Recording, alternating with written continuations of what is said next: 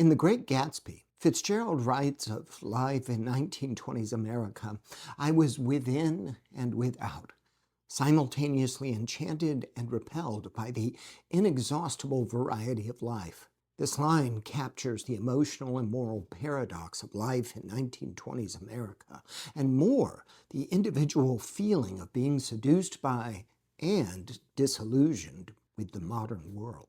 The Roaring Twenties occupies an almost mythic space in the American imagination.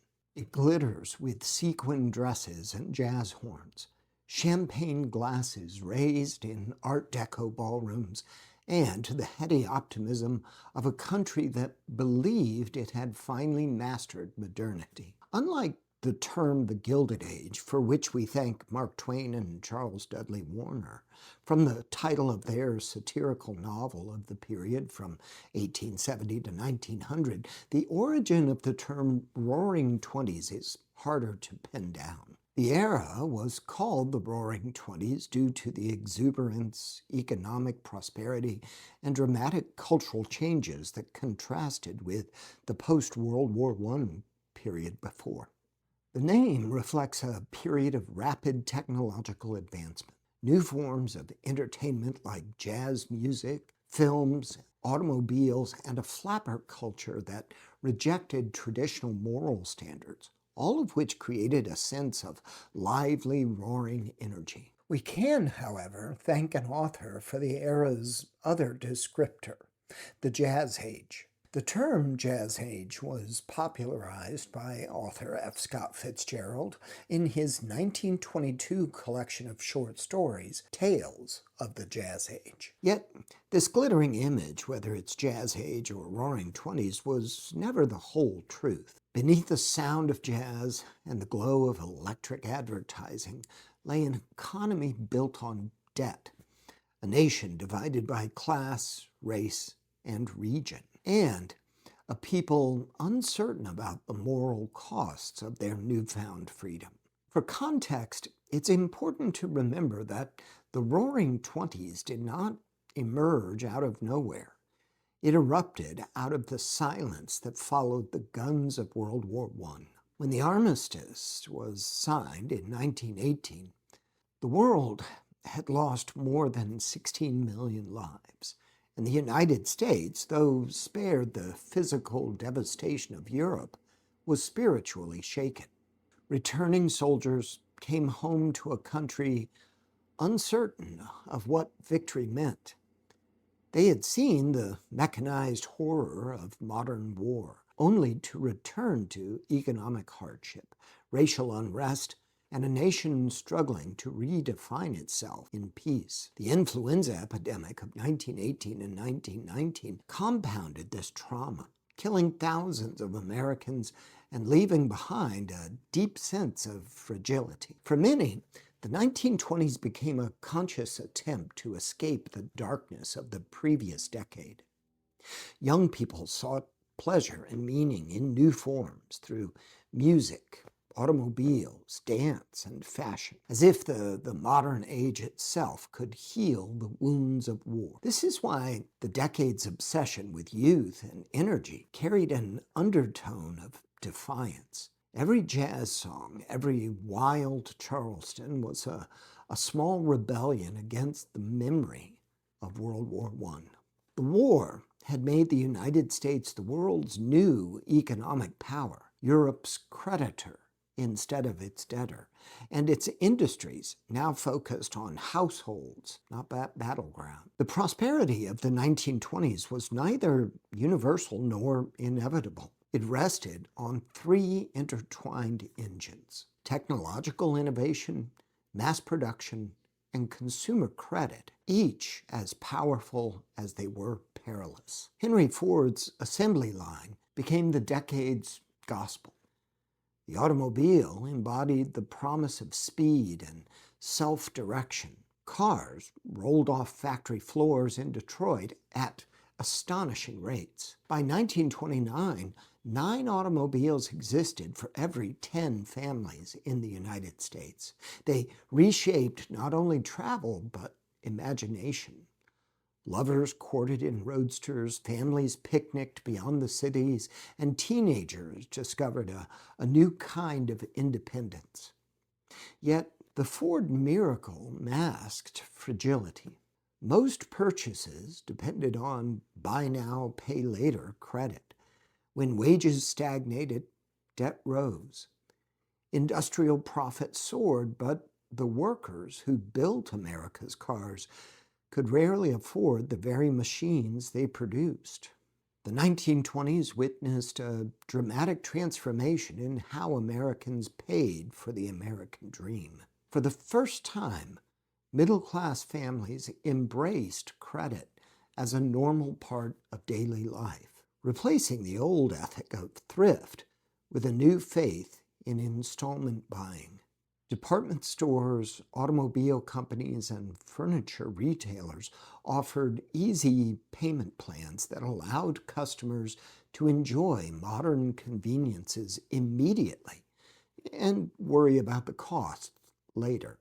By the decade's end, nearly 15% of all retail sales were made on credit, and more than $6 billion worth of installment contracts were outstanding. Radios, refrigerators, and cars became not just possessions, but symbols of belonging in a consumer society fueled by borrowed money. The age's optimism turned the stock market into a national carnival. Businessman John J. Raskob told readers of Ladies' Home Journal that investing just $15 a month could make anyone rich. It was a seductive fantasy and a cruel one. The average male laborer earned about $25 a week. Most women earned $18. For them, Raskin's formula required choosing between groceries and gambling on the stock market. Between credit and the stock market, America was living on borrowed money and on borrowed time. So, who benefited most when the economy roared? If the 1920s was a party, only a small portion of Americans received invitations. Among those were industrialists, investors, and a few entertainers and some artists. And for them, the prospect of possibility was intoxicating. By 1930, a mere 100 corporations controlled half of all U.S. business interests. Giants like Ford, General Electric, and U.S. Steel became empires. Bankers and financiers manipulated markets to maintain high prices and low wages, ensuring that prosperity flowed upward. A third of all national income was earned by the top 5%. For them, the decade was indeed roaring. In the world of entertainment, Hollywood, radio, and professional sports turned top performers into demigods. Babe Ruth's bat, Charlie Chaplin's Little Tramp character, and Josephine Baker's stage presence became shorthand for modern charisma. Mass culture united Americans in shared fantasies, even as their realities diverged. In movie palaces and ballparks, everyone could momentarily believe the democratic magic of fame. During this era of newfound optimism, a few formerly marginalized voices did find glimmers of hope in the roaring 20s opportunity. In the growing white-collar workplace, new professions like advertising, accounting, and new levels of bureaucratic management promised stability and respectability. Women entered the workplace in offices, such as typists and secretaries. Many cut their hair, shortened their skirts, and claimed new freedoms.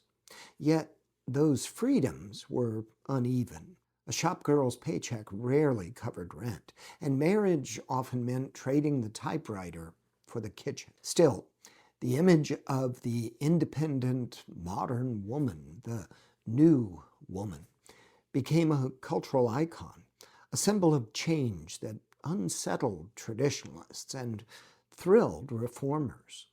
Amid these economic and social shifts, a new kind of revolution unfolded in Harlem. The Great Migration, where hundreds of thousands of African Americans had left the segregated South for cities like Chicago, Detroit, and New York, created new centers of Black life.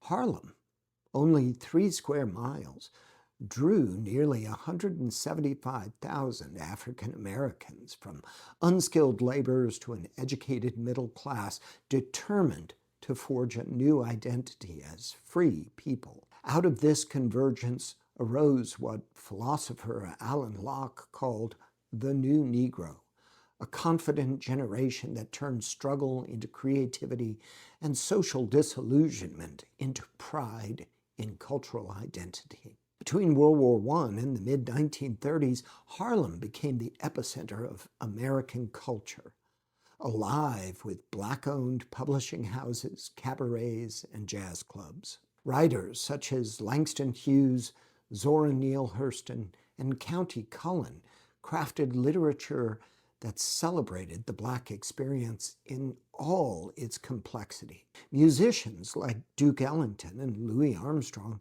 made rhythm itself a form of rebellion, while visual artists Aaron Douglas and Augusta Savage translated heritage into modernism. Locke described the movement as a spiritual coming of age, where the realistic presentation of what it meant to be Black in America replaced the minstrel mask with self-portraiture. The movement instilled a lasting belief that beauty and intellect could be acts of resistance, a legacy that would inspire the civil rights movement a generation later. While Wall Street speculated on profits, Harlem speculated on the soul. But while the elite danced in ballrooms, millions struggled in the shadows. Rural America faced collapse. Wartime demand had driven farmers to expand. Peace brought overproduction and falling prices. Wheat plummeted from $1.83 a bushel in 1920 to 38 cents in 1929. Half of all farmers lived in poverty. Mechanization increased yields, but also debt. By 1929, rural debt reached $2 billion, and 600,000 families lost their land. Sharecroppers, many Black, were devastated when Prohibition destroyed demand for barley and the boll weevil ravaged cotton. In 1924 alone, roughly 600,000 farmers went bankrupt. Some became wanderers, hobos riding freight trains in search of day labor, their plight an omen of the depression to come. Traditional industries, coal, textiles, shipbuilding, declined rapidly. Those who kept jobs saw meager wages. Coal miners averaged $9 per week in 1926. Union membership fell as corporations embraced welfare capitalism, company picnics instead of collective bargaining. Presidents, Harding, Coolidge, and Hoover, preached laissez-faire and vetoed farm relief bills. Historian Robert Childs notes that Coolidge's aides even argued it was acceptable for New Yorkers to pay inflated electricity rates if it boosted stock values. Profit, not people, defined policy. For African Americans outside Harlem, the decade's promise was bitterly ironic. In northern cities, they were last hired and first fired. In the South, Jim Crow laws and lynching persisted. Harlem itself, romanticized as Renaissance, was an overcrowded and segregated community, with life expectancy 12 years shorter than that of whites. W.E.B. Du Bois summed up the contradiction. We have today in the United States, cheek by jowl, prosperity and depression. Native Americans entered the 1920s as not even citizens. The Indian Citizenship Act of 1924 finally extended formal recognition to all Native Americans born within the United States, but it did little to change the poverty, neglect, and cultural suppression that defined reservation life. Federal policies still sought to assimilate rather than empower, forcing Native American children into government boarding schools where their languages and traditions were erased. Underfunded health programs, land allotment schemes, and the loss of sovereignty left entire communities struggling to survive in a nation that celebrated progress but denied their presence. Immigrants, meanwhile, helped build the modern American skyline, yet remained outsiders looking up from its shadows. Italians, Poles, Jews, and other newcomers from Southern and Eastern Europe filled the factories and shipyards and construction crews that powered the urban boom. Their sweat poured the concrete of skyscrapers and paved the roads that symbolized modernity. But nativist prejudice and restrictive immigration quotas, especially the Johnson-Reed Act of 1924, made it clear that they were welcome only as labor, not as equals. Newspapers warned of foreign radicals. Politicians invoked 100% Americanism, and the revived Ku Klux Klan extended its hatred to Catholics and Jews alongside African Americans. Yet within immigrant neighborhoods, on Mulberry Street in New York, in the mills of Pittsburgh, and the tenements of Chicago, families created vibrant cultures of their own, blending old world customs with new world hopes. Theirs was the quieter story of the Roaring Twenties, the millions who built America's modern face but were rarely invited inside. Even as prosperity glittered, powerful reactions brewed against modern excess. The 1920s was not only a decade of liberation, but of fear that liberation had gone too far. The 18th Amendment banned alcohol in 1920 and inadvertently made it more glamorous. Speakeasies multiplied and bootleggers prospered. Prohibition exposed a nation's double standard. The wealthy sipped in private clubs while immigrant bars were raided. Al Capone's Chicago empire thrived on corruption. Far from purifying society, Prohibition revealed its flaws. It showed how morality could become a mask for control, how the same government that tolerated racial terror could suddenly police working-class leisure. In its wake rose a more cynical public, one that understood that law and justice were not always the same. The speakeasy became a metaphor for America itself, a place of light and music hidden behind locked doors. Modernity thrilled some and terrified others. Urbanization, women's independence, and the teaching of evolution provoked anxiety about moral decay. Christian fundamentalism surged as a defense of certainty. At the 1925 Scopes Monkey Trial, the clash between Clarence Darrow and William Jennings Bryan dramatized the nation's internal argument: faith versus reason, rural virtue versus urban modernity. Pentecostal revivals swept through the South and Midwest, offering an emotional refuge for the dislocated. Their ecstatic worship centered on personal salvation and promised meaning amid machines and markets. No movement better exposed the decade's darker undercurrent than the Ku Klux Klan. Revived in 1915 and flourishing throughout the 1920s, the new Klan claimed nearly 5 million members. Unlike its Reconstruction-era predecessor, this Klan thrived nationwide, in Indiana, Oregon, and Ohio, as much as in Georgia and Alabama. Cloaked in the rhetoric of 100% Americanism, it targeted not only African Americans, but also Catholics, Jews, immigrants, and immorality.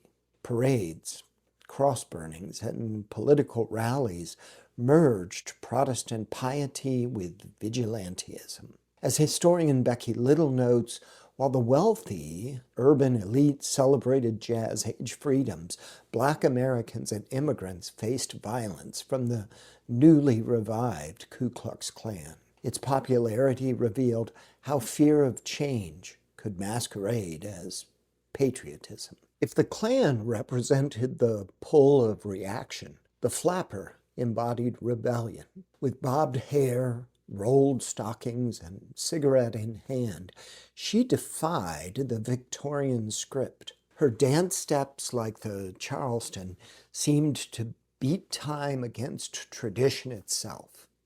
Yet her independence was often financed by privilege. The flapper's image unsettled gender hierarchies and hinted that personal freedom could be a political act. She was, in her way, the female twin of the Harlem Renaissance artist. Both demanded to be seen on their own terms.